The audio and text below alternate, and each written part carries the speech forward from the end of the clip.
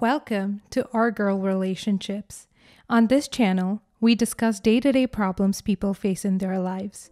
Let's start with the video. I am a 26-year-old guy living on my own in a small apartment. I live a quiet life and have a stable job in a nice, empty, cold home. The reason I live in a cold apartment by myself, deprived of familial worth for the past few months, is that I've been getting treated like a stranger by my family and the people I consider closest to me because of something that happened and a decision I made for the sake of doing the right thing. The story starts 3 years ago when my brother and our first cousin began what they call a true love story. They started hanging out in private and going on dates, and he was gushing to me about his feelings and attraction towards our cousin like it was the most normal thing to do in the world. I never failed, not once, to show my opposition and dislike of their relationship, especially when I noticed that things were starting to get serious and their emotions were getting stronger by the day. Not even a few months passed and they decided they wanted to take the next step and get married. Everything happened awfully quickly. The entire family seemed to be blindsided by how weird it was or how damaging it could be in the future. Nobody sat them down to talk to them about what they could be doing. And I believe that's possible because everyone assumed as I did. Everyone knew they were adults responsible for their own actions, and back then, everyone seemed to silently agree upon it. It's not like it's common in our community to marry first family members or anything. Still, for some reason, it appeared that I was the only one that saw the situation to be as weird as I did, and certainly the one that dared to mention it to my brother and express my opposition to it. My thoughts were ignored, obviously, and the wedding took place soon after and was beautiful nevertheless. Everyone had a blast. By the end of that day, my brother was married to his cousin. I still found it just as weird as I did when I first found out about the relationship, but I still tried to be happy for my brother and show gratitude towards the wedding. I thought to myself that it was none of my business and that as long as nobody was being harmed, I had no reason to try and intervene in doing anything. Surely they both knew the dangers their marriage could have on their future children's health and would inevitably take the precautions necessary to make sure nothing terrible goes wrong. With that trust in mind, I continued to congratulate them and gift and treat them like any other ordinary couple. I even grew to like the version of my brother that was in love with family life whenever we would meet during family reunions, which often took place many times throughout the year. A couple of years passed like that, and I received the news that my cousin was pregnant with my brother's baby. Red flags began displaying themselves in my mind once again. Still, I assumed they had surely taken the steps necessary to make sure that their kids weren't in any sort of danger. They had gotten the fetus chromosomes checked, and my cousin had gotten the medical treatment necessary to make sure that if there were genetic malfunctions, that the baby is terminated before it's promised a long, medically miserable lifetime. But I was wrong. My concerns began getting confirmed when I heard that my cousin was getting rushed to the hospital every so often because the baby was getting sick. Soon after, I heard that the baby was going to be born with many organ malfunctions that he or she would have to deal with for the rest of their life, getting thrown around hospitals and being extremely medically expensive for the relatively middle-class family that was composed of my brother, his cousin, and the sick newborn. My cousin gave birth to a beautiful baby girl that I fell in love with the moment my eyes landed on. I knew that whatever her health conditions would be, she would be one loved girl, and I was to make sure of that for as long as I lived. That day, my brother approached me and informed me that he and my cousin talked about making me godfather to that child, and that he was officially offering me the honor of doing so. I was abruptly taken aback by his offer, and I expressed that there would be no way I could take care of a little girl if it actually came to it and something happened to her parents. I told him that I wasn't prepared to care for another soul in any way, not physically, mentally, nor emotionally, especially not one with needs that exceed any other normal child. He took it to heart and accused me of not loving the little girl. He brought up things of the past and deduced that I was taking vengeance for when he had refused to listen to me when I told him to end the relationship in the first place, and even accused me of being jealous and envious of him since childhood. He went on and on ignoring the reasoning I put into rejecting his offer and made sure to hurt and damage my feelings without any regard to the fact that I truly and deeply loved my niece regardless of her health conditions and that it had nothing nothing to do with love or the absence of strong, adoring sentiments. The story was twisted and morphed into something that displayed me as an absolutely crappy person. My family got to hear it from his side only, and ever since then, I've been completely shut out of the family. I don't get invited to family gatherings anymore. When I go back home on holidays or on the rare occasion that I've been invited to anything at all, I get to put aside as if I'm there as a stranger to simply observe.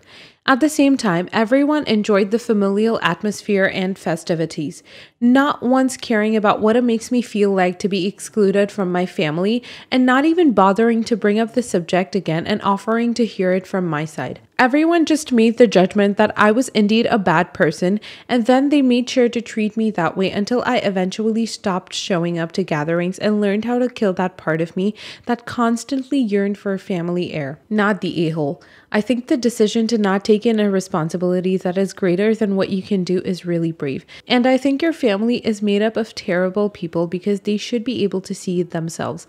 I bet if they had been offered that, they would have rejected the offer too. But instead of it being because of inability, it would have been because they love the child less than you do. It's always the worst people that feel entitled to judge and partake in discrimination that has nothing to do with them.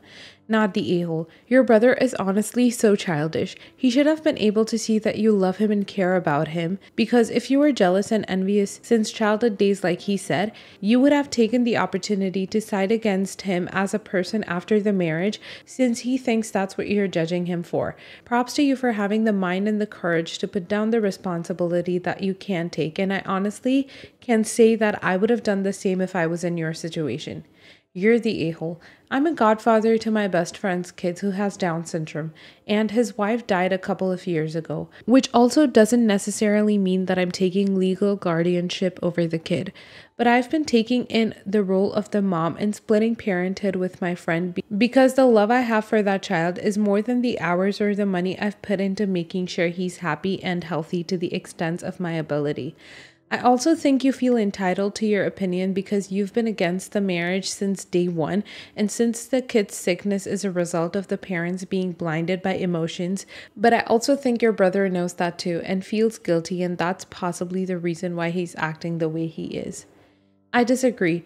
The situation that you're in and original poster are very, very different. We don't really know the severity of the sickness and to what extent it's possible to care for her medically, and he's clearly not in a financial or materialistic state that allows him to care for her sufficiently. It's not about loving or not loving the kid. It's about giving her the best quality of life she can get considering the circumstances. I do agree with what you said about feeling entitled and his brother's guilt, but it's still not the rest of the family's business to treat him like he committed a crime by practicing his liberty to make decisions to not take on such grand responsibilities. Next story. I, female 36, lost my 3-year-old son from a chronic condition that he was born with. I struggled a lot with his illness and received a lot of support from my family when my ex-husband was too busy with work to care for his son. When my brother and his wife found out they were expecting, they suffered from a miscarriage after miscarriage. And because of their financial situation, I decided to lend them my son's nursery to use for their baby under the condition that they give it back when they no longer need it. It's an expensive nursery, and the process of shipping, I live in another country, took me time and money, and of course, not to mention its sentimental value. They were so grateful for my help and appreciated it a lot, but my sister-in-law unfortunately lost her baby at 5 months in the pregnancy, and I heard from my mother since my brother and sister-in-law went low contact with everyone to be able to grieve. I waited a few months before asking for the nursery back, since they no longer needed it. I called and asked my brother to send it despite how cruel I sounded, but I just had to get it back. But I was shocked after my brother said they sold it, all of it, every single piece. I asked why, and he said his wife was depressed and he needed the money to take her on vacation a month ago. I lost my temper and started screaming at him on the phone, reminding him that this belonged to my son and only for them to borrow, not sell. He apologized and asked me to be understanding of his wife's position as a grieving mother myself. I said no, they should have considered how selling my son's nursery would affect me as a grieving mother, and he replied that he didn't think I was being fair to scream at him for wanting to help his wife through these hard times. I told him that's not my problem and that I will be suing them both over the nursery and for every penny he made out of selling it. He called me nuts and hung up and then called my parents. They tried to get involved after I threatened to sue and called me callous and unhinged for threatening my brother and sister-in-law with court and told me to let it go. I don't need the nursery and it's not worth causing permanent damage in my relationship with my brother over few pieces of furniture. My ex-husband blamed me, saying that it was my fault for giving the nursery to my brother, but I just wanted to help out. He keeps pushing for the idea to sue, but my parents are telling me not to. Am I the a-hole for wanting to sue them for the nursery that cost us nearly over $4,000? Just to explain something, my ex-husband gets a say because he paid for the nursery as well, and he keeps pushing for me to sue and told me he'll do it if I choose to back down.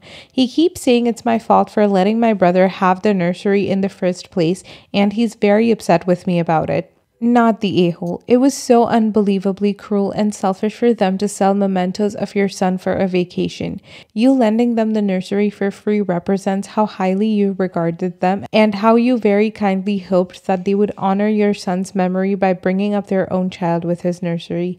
And they in turn said, your love and your deceased son means nothing to us. It is only worth as much as we can get by breaking the set down and selling it. Sue their pants off. Go with your parents' pressure and pretend to be ready to move on if they apologize for selling the items they were supposed to return you out of emotional desperation if you want to. Anything to get them to admit in writing text that it was not a loan, not a gift. Then absolutely rinse them in court. This, not the a-hole, sue them for every penny and then the legal fees. For a vacation. I cannot believe this. We all have awful traumatic events. What we don't all do is sell sentimental items that weren't ours that we promised to return because we needed a vacation. I'm so angry and disgusted with both of them on your behalf. Edited to add, I'm trying to imagine the effing discussion that took place in level of pure audacity, selfishness, and dismissiveness. And after original poster did these guys a huge favor too. Sweetie, I need to get away. I'm so depressed, but we have no money. Oh, but we have her nursery. But didn't original poster ask us to return it? And it's quite expensive. She probably forgot about this. Also, I need this. She might be mad, but I'm sure she'll let it go. Let's sell it, go on vacation, and worry about it later. Consequences happen. Cue shocked Pikachu face. I need to get this off the thread. My blood is boiling. The words I'd like to use to describe those two are words that would get me banned. Get a lawyer and get the ball rolling. Now, this needs consequences. I'm going against the grain here and saying you're the a-hole. Mostly because I don't believe you when you said you made it clear you wanted all this stuff back. Nobody does that with baby gear, and you certainly don't do it with things that have great sentimental value. It just stretches credulity to think you went through all of the trouble of packing it up and mailing it internationally, risking all the possible ways it could have been damaged or lost there, knowing that you were going to demand they turn around and ship it all back in a few years. I think you intended for them to have it, figuring it would be in the family, but then lost your mind a bit when you found out it was gone. Then you took it out on a family that had just suffered a tragedy. I'm truly sorry for your loss, but I honestly think you were being unreasonable. I definitely think this is exactly what happened. She just wants sympathy and to make everything about her. I honestly doubt her and the ex will ever win this in court. They're going to see how stupid this sounds, and honestly, I hope the brother and his wife have proof she gave it to them so they cannot have to pay her back. Unpopular opinion, but everyone sucks here. More accurately, everyone is hurting here, and that is leading to impaired judgment. They should have never sold something so precious to you, but now that what's done is done, they should at the very least offer you the money they made on it. For your part, please consider the possibility that your intentions in loaning the nursery were unclear and they were not in their right minds at the time the decision was made. You have every right to be upset with them, but I think your reaction was where you crossed a line into a-hole territory. There are other ways to communicate feelings. I'm very sorry for what you're enduring. There are no words for the pain of losing a child. I would caution you, however, that despite being wronged and in some ways re-traumatized by your in-laws, losing a relationship with them will only cause you further pain, and I do not think suing them will promote healing on any side. Best of luck. Next story. My wife, who I'll refer to as W, and I have been together for a little bit more than a decade. When we first met, neither of us was in our home country. We'll call this country FC. I was in the military and my now wife was a foreign worker. The work that my wife was doing is a whole other story involving my mother-in-law, but we'll leave that for another day. During our time in FC, my mother-in-law had a habit of making up medical emergencies in order to get W to send money home. The most extreme example of this is telling W that her father had died and they needed money for funeral expenses. Several months later, after we had gone home, her father came into the house having fully recovered from his death. Fast forward about a decade. W's father really did pass away, and mother-in-law has health problems from long-term diabetes. W has made efforts to repair the relationship and has even helped mother-in-law pay for her insulin. I recently got a job which came with a significant pay raise. W told her sister about this career advancement. A week later, W gets a call that mother-in-law had a mini stroke and was in the hospital. W was very distraught and was trying to think of any way to help. We live in a different country than mother-in-law on the other side of the world, so typical non-monetary ways of helping are not great options. So W was considering sending money to pay for mother-in-law's hospital stay. We make good money and it wouldn't really be an issue to help out. That is the setup. Now the am I the a-hole part. While W was in near panic, I reminded her of mother-in-law's history of faking medical issues for financial support. I also pointed out that it was suspicious timing that this would occur 1 week after they learned we had gotten a significant pay increase. I believed that the past abuse meant that W was at least owed proof. This triggered W and sent her into a spiral of depression, which so far has resulted in her cutting off contact. I know that mother-in-law did some horrible things in the past, but W has really been trying to rebuild the relationship and to feel like she had an actual mother. I feel like I've instigated something that might set back the healing process. So am I the a-hole? Not the a-hole in my opinion. This woman has been lying about her and other people's health for so long. That must be so intensely traumatizing for your wife. This is a really difficult situation. She loves her mother.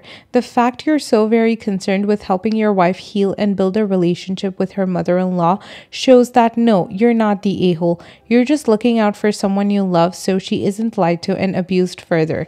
Not the a-hole. Can she call the hospital directly? Ask to talk to the doctors as the patient's daughter to find out her condition, long-term prognosis, etc. That will determine true diagnosis and determine how much she does or doesn't need to help her out.